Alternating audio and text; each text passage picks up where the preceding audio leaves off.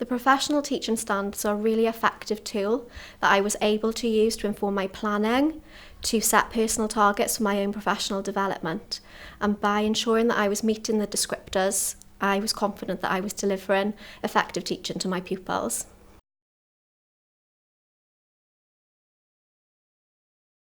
The Professional Learning Passport was a really user-friendly tool, as well as using the questions on there to be self-reflective and evaluate my own practice.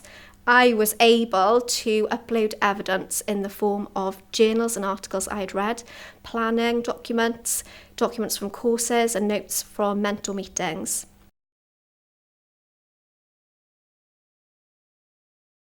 As my career progresses, I know that the professional teaching standards are there for me to refer to.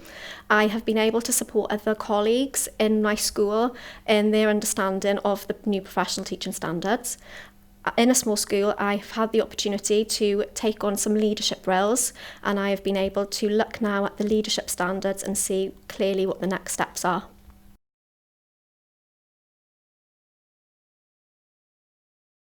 I had worked in my school setting as a learning support assistant and was ready to take the next step in my career after working with the children. I was really fortunate to have a senior management team who were willing to support me and guide me on the next step in my career after noticing that I had potential.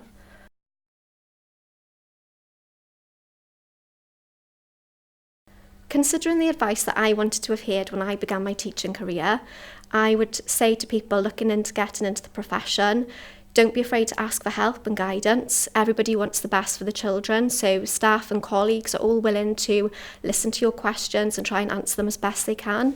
I'd also say use your time effectively. Remain organised, engage in professional dialogues with your mentor and your head teacher, and recognise that teaching isn't just a job, it is a hugely rewarding vocation.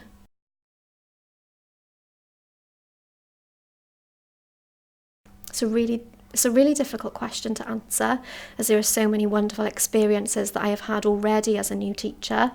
However, when you walk into the school building, no one day is the same. For example, one day last week I was holding a milk snake as part of the rainforest topic, and then the following week I was in the trenches as part of World War I.